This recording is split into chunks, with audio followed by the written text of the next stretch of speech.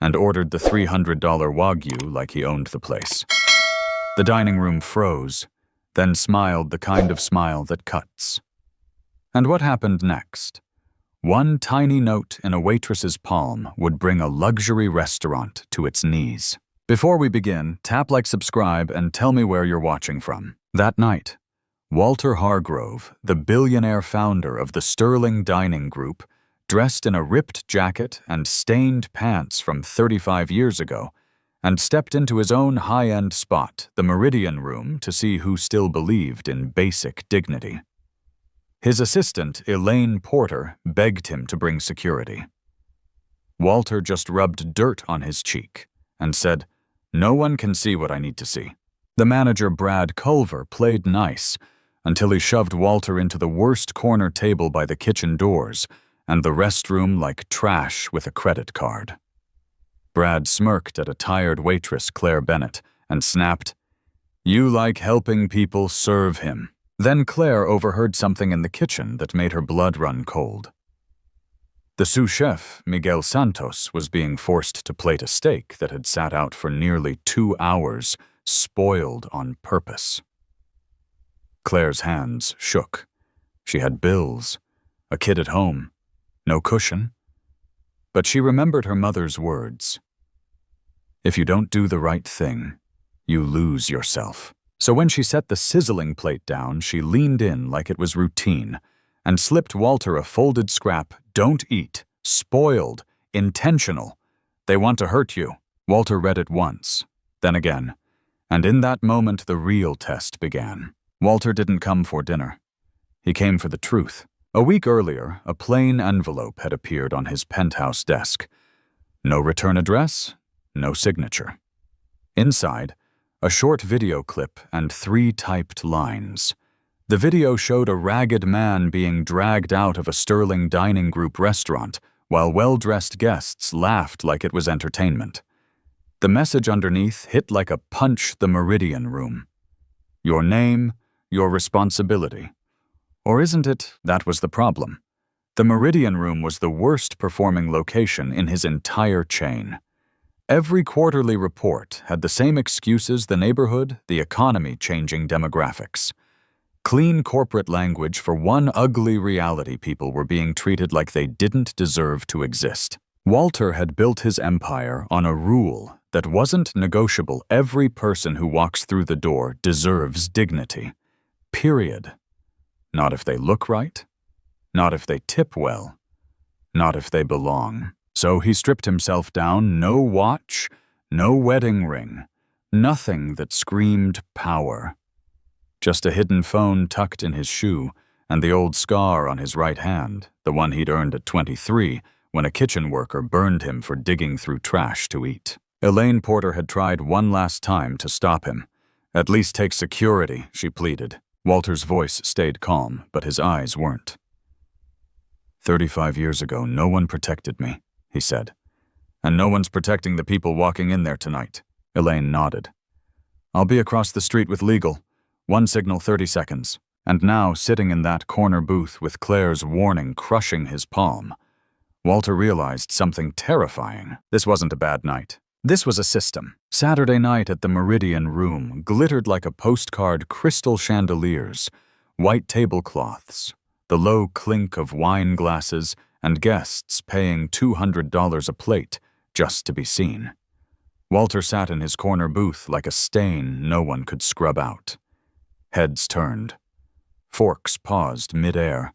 The room didn't whisper, "Welcome." It whispered, "Remove him." Claire Bennett moved through the dining floor with that practiced, quiet speed of a woman who couldn't afford mistakes. Her feet ached from being on them since noon. Her 7-year-old's inhaler refill was due next week. Her brother's tuition payment was coming fast.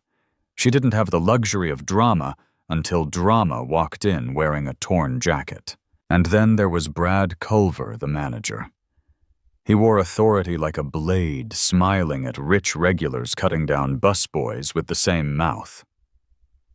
When Walter stepped inside, the hostess stiffened. The security guard's hand went to his radio, and Brad glided over with a syrupy grin. Sir Brad said, loud enough for nearby tables to hear, I'm afraid you've made a mistake. This establishment may not be suitable for your situation. Walter didn't flinch. He reached into his pocket and set down a thick wad of cash, more than Claire made in a month. Table 7, he said evenly. Wagyu a 5. Medium rare. I'll pay now. Brad's smile twitched, greed fighting disgust. Of course, he forced out, then marched Walter to the worst seat in the house near the kitchen swing doors and the restroom hall, where the noise hit hard and the garbage smell drifted in like an insult. Brad turned, eyes landing on Claire. You, he said. You're always talking about helping people. Here's your chance. Claire carried a water pitcher to table 7, like she was walking a tightrope. She didn't look at him at first. That was the safest way to survive in rooms like this. Don't invite attention. Don't invite trouble. She poured the water, set the glass down, and kept her face neutral. But she could feel him watching. When she finally lifted her eyes, it hit her hard. This man's clothes were torn. His beard was wild, and he smelled like he hadn't seen a shower in days. Yet his shoulders were straight. His hands were steady. His gaze wasn't begging. It was measuring. Like he was taking inventory of every smile, every flinch, every sideways glance. Claire's stomach tightened. Across the room, Brad Culver scanned the floor like a hawk. He caught the moment Claire and the homeless guy held eye contact for one beat too long. Brad's jaw clenched. He didn't like unknown variables. He turned on his heel and slipped through the kitchen doors. The heat slammed into him. Pans hissed. Knives chopped. And at the pass stood Miguel Santos, the sous chef, sweat on his brow and exhaustion in his eyes, the look of a man with bills breathing down his neck. Brad hooked a finger. Come here. He led Miguel into a corner where the cameras didn't reach. His voice dropped to a friendly whisper that felt like a threat. The Wagyu for table 7, Brad said. Use the one that got sent back yesterday. Miguel froze. Brad, that steak sat out. Brad's smile stayed polite. His eyes didn't. It sat out for almost 2 hours before it went back in the freezer. So what? Who's going to believe a guy like that if he gets sick? Miguel swallowed. That's dangerous. Brad leaned closer. So is unemployment. Do what I told you. Claire didn't move for a second. It wasn't fear exactly. It was the sick, familiar math she'd done her whole life. If I speak, I lose my job. If I stay quiet, someone gets hurt.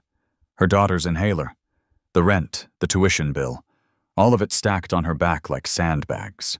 And then she saw it. Up in the corners of the dining room, those black dome cameras. 6 of them. Always watching. Brad reviewed footage like it was his bedtime story, looking for reasons to write people up. Dock hours make someone small. If Claire warned Walter out loud, it would be on replay before sunrise. She'd be fired. Blacklisted. Done. She forced her hands to stop shaking and pretended to straighten the silverware station, buying herself seconds. Her mind raced through every inch of the building. Then it clicked. The staff bathroom, the only place without surveillance. Brad hated that. He'd complained about it. But the owner had refused to install cameras because of privacy laws. That tiny room was the one blind spot in Brad's kingdom. Claire slipped down the hallway like she belonged there, pushed into the bathroom and locked the door behind her. The fluorescent light buzzed overhead. Her reflection looked exhausted hair, tight eyes hollow, but there was steel underneath. She pulled out her order pad and tore off a scrap no bigger than a matchbook. Her pen scratched fast, cramped letters like a heartbeat. Don't eat. Meat is spoiled. Intentional. They want to hurt you. She read it twice. Folded it smaller. Smaller.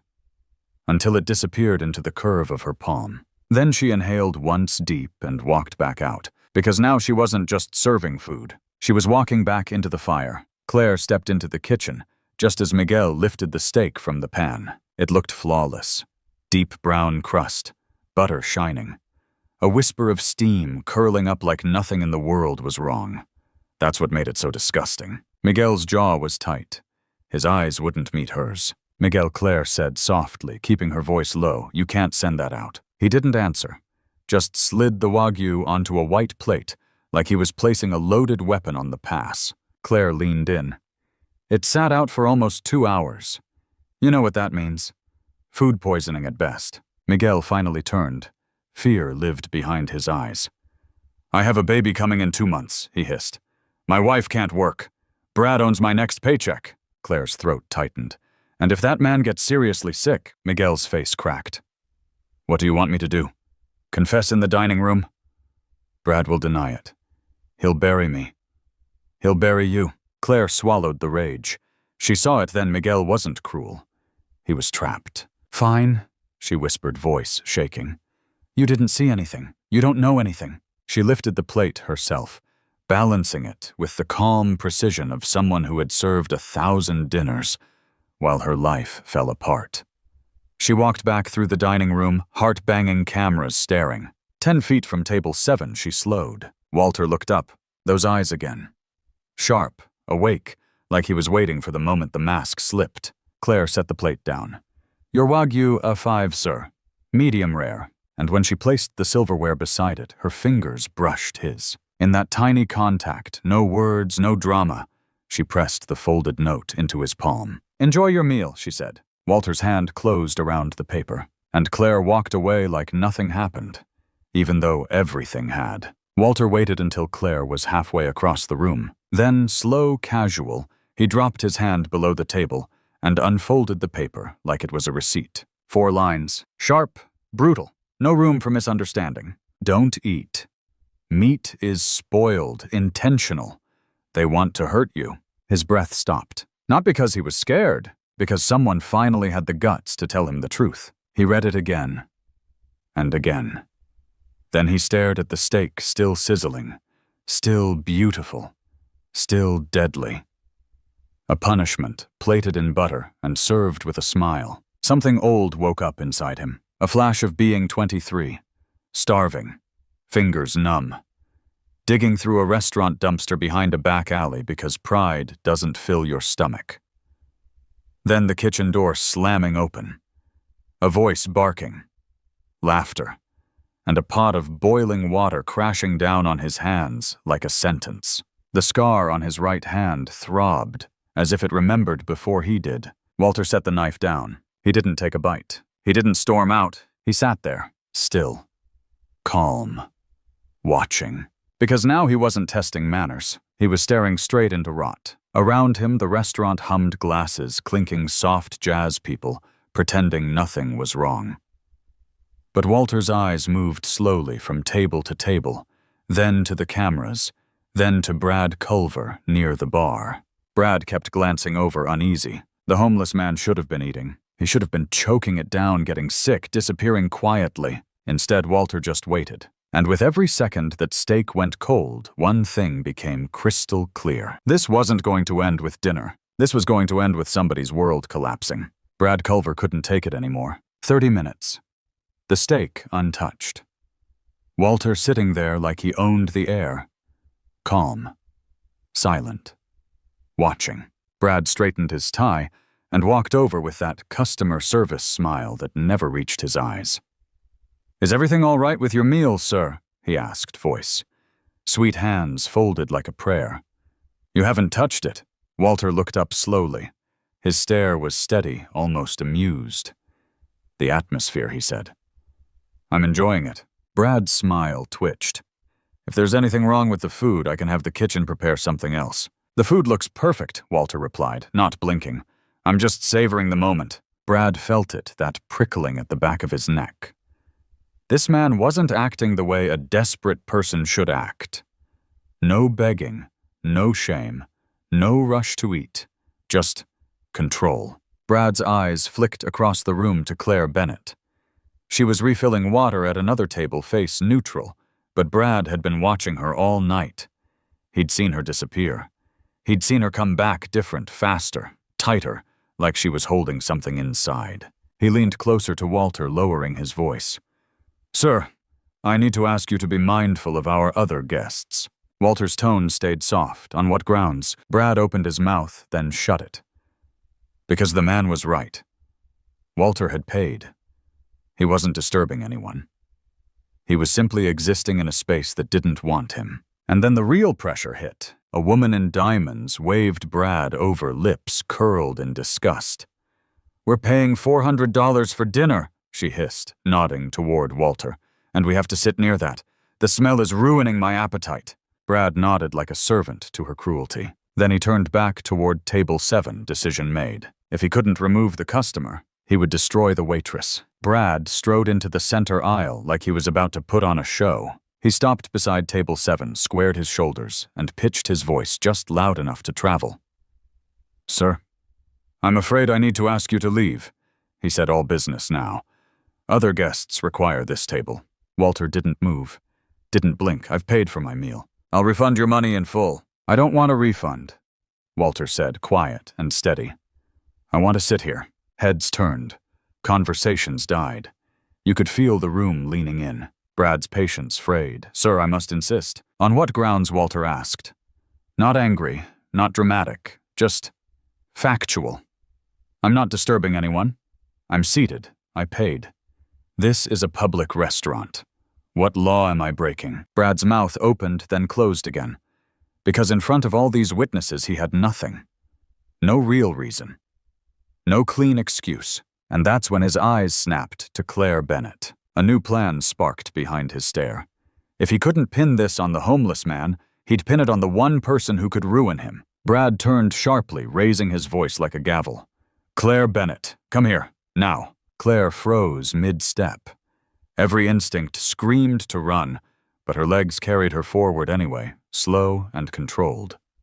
She set the water pitcher down like it weighed 100 pounds and walked into the spotlight. "Yes," she said. Brad put on his best disappointed manager face. "I've received complaints," he announced, "that you were inappropriate with this guest, unprofessional, offensive, disrespectful." Claire's eyes widened. "That's not true. I didn't say anything." Brad cut her off. "Multiple witnesses have reported your behavior. In light of this, you are suspended immediately pending investigation."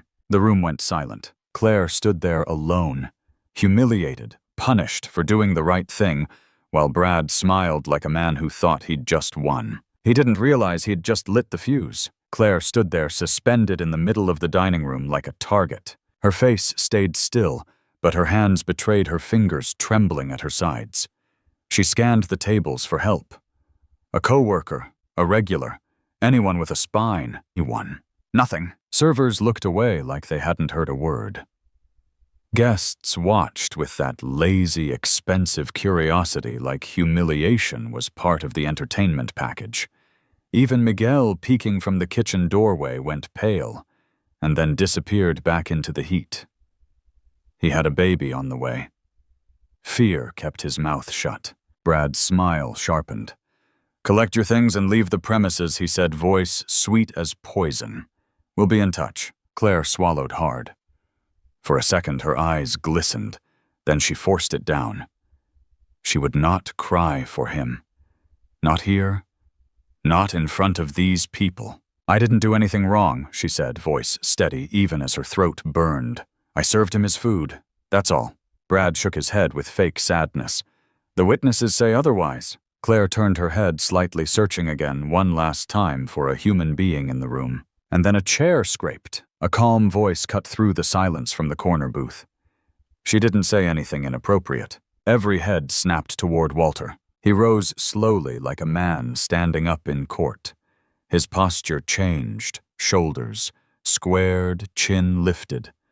No longer a homeless guy. More like someone who was used to rooms going quiet when he spoke. "She brought me my meal," Walter continued, eyes locked on Brad. "She was polite, professional, that's all." Brad bristled. "Sir, this is an internal matter." Walter took one step forward. "No," he said softly. That single word landed like a weight. "This is a public accusation," Walter added, voice carrying clean across the room. "If you're going to ruin her life, at least have the decency to do it honestly." Brad stared at him, suddenly unsure. And that's when Walter smiled, small, cold, and said, "I think it's time you found out who you're really talking to." Walter didn't reach for his wallet. He reached for his shoe. The diners closest to him recoiled, faces twisting like they expected something filthy. Walter ignored them. Calm as a surgeon, he lifted his foot onto the chair, slipped the worn shoe off, and pried open a hidden compartment in the sole. Out came a small phone. Brad's confidence flickered. "What the hell is that?" Walter's thumb pressed one button. No speech, no warning, just a quiet click. And then, like the next scene in a movie you can't look away from, the front doors swung open. A woman in a charcoal suit walked in with the kind of stride that makes people sit up straighter. Elaine Porter, behind her 2 attorneys with briefcases and 4 private security officers moving in a tight formation. The room froze. Elaine crossed the marble floor heels, sharp eyes colder. She stopped beside Walter like she belonged there, because she did. Then she turned to the dining room and spoke with clean public authority. "Ladies and gentlemen, I apologize for the disruption," she said. "Allow me to introduce Walter Hargrove, founder and owner of the Sterling Dining Group." A gasp rolled through the restaurant. The woman in diamonds went pale. Her husband's face dropped like someone had pulled the floor out from under him. Brad looked like his blood had drained all at once. His mouth opened, nothing came out. Walter stood there in ripped clothes and smeared dirt. But the power in the room shifted to him so fast, it felt physical. He lifted the phone slightly. "I've been recording tonight," he said, voice steady. "Every interaction, every insult, and a very interesting conversation in your kitchen about 45 minutes ago." Brad swallowed hard. I don't know what you're talking about." Walter's eyes didn't move. "Then explain what's wrong with that steak." Walter didn't raise his voice. He didn't have to. He nodded once toward the untouched plate. That steak, he said, was ordered to be cooked with meat that sat at room temperature for nearly 2 hours, then went back into the freezer. His words sliced through the chandeliers and the jazz. "That's not a mistake. That's intent." A wave of murmurs rolled across the dining room. A couple at table 3 pushed their own plates away like they suddenly couldn't trust anything on porcelain. Brad's hands lifted frantic. "That's a lie! This is slander!" Walter turned his head toward the kitchen doorway. "Miguel Santos," he called, calm as a judge. "You have a choice right now. Tell the truth, or I play the recording, and everyone hears your voice agreeing to serve contaminated food." Miguel stood there like his feet were nailed to the tile. Sweat beaded at his hairline. His eyes flicked toward Brad, then to Claire, still frozen in the middle of the room, suspended and alone. Walter's tone softened just a fraction. "Think about your wife. Think about your baby. Do you want to be the man who stayed quiet, or the man who did the right thing?" Seconds stretched. The restaurant held its breath. Miguel stepped forward, voice cracking. "He ordered it," he blurted. "Brad told me to use the steak that got sent back yesterday. He said nobody would believe a guy like that if he got sick. He said it would teach him a lesson." The room exploded outrage, shouting, phones coming out. Brad backed away, palms up. "He's lying. This is a setup." Walter didn't blink. "The recording doesn't lie," he said. "And neither do the financial records my team's been reviewing. Embezzlement, falsified inventory, theft for years." Brad's face collapsed. And in that moment, everyone understood this wasn't a scandal. It was a takedown. Brad tried to run. Not a graceful exit, not a calculated retreat. Pure panic. He spun toward the front doors like a cornered animal, shoving past a stunned couple in designer clothes. But Elaine's security team moved faster. 2 men in dark suits cut him off, grabbed his arms and pinned him in place as Brad thrashed and spit curses. "You can't do this to me," he shouted, face twisting. "I'll sue. I'll ruin you." Walter walked toward him slowly, the room parting without anyone realizing they'd moved. He stopped inches away, eyes flat, voice as quiet, almost intimate. 35 years ago, Walter said I was hungry, desperate. I dug through a restaurant dumpster just to find something to eat. He lifted his right hand, showing the pale scar crossing his skin. A kitchen worker poured boiling water on my hands and laughed while I screamed. He told me I was worthless because I was poor. Brad's fight drained a little. His eyes darted, searching for an escape that wasn't there. Walter's jaw tightened. "I built this company so no one would ever be treated like that under my name. He looked around the dining room at the chandeliers, the linen, the faces that had watched Claire get crushed without blinking. And you turned my restaurant into the exact kind of place I swore I'd destroy. Elaine stepped forward, phone already in hand. Police are on their way, she announced. Brad Culver will be facing charges for attempted poisoning, fraud, and embezzlement. As if on cue, sirens wailed in the distance, faint at first, then louder, closing in. Claire stood frozen, breath shallow, still trying to understand how her life had flipped in minutes. Walter glanced back at her just once, a look that said, "I saw what you did. And I won't forget it." The restaurant emptied out like someone had pulled the plug. An hour later, the chandeliers were still glowing, but the room felt hollow. Chairs pushed in half-filled water glasses abandoned the air washed clean of perfume and arrogance. Brad was gone, in handcuffs. The rich guests had been sent home with refunds and forced apologies. The staff had been dismissed, told corporate would follow up. Only two people remained, Walter Hargrove and Claire Bennett. Claire sat near the window, staring at her hands like they didn't belong to her anymore. The adrenaline had burned off, leaving that bone-deep exhaustion only working people understand. She'd done the right thing. And still she didn't know what tomorrow looked like. Walter approached and sat across from her. No dirt now, but still in those ragged clothes. Up close he looked less like a headline, and more like a man who'd carried weight for decades. "You knew that note could cost you everything," he said softly. "Your job. Your child. Your life. Why did you do it?" Claire swallowed. "Because I've lived long enough to know this," she said. "If you keep saving yourself by staying silent, one day you wake up and you don't recognize who you are." Walter didn't answer right away. He just nodded, slow, grateful, haunted. Sometimes your greatest power isn't money or status or a title. Sometimes it's one choice made in private when nobody is watching. For a lot of us, especially if you've lived a few decades, you already know character doesn't show up in the big speeches. It shows up in the small moments when it's inconvenient. If this story hit something in you, tell me in the comments. Have you ever spoken up when it cost you, or stayed quiet and regretted it? And if you want more stories like this, real, human, and unforgettable, subscribe, hit the bell, and share this with someone who still believes doing the right thing matters.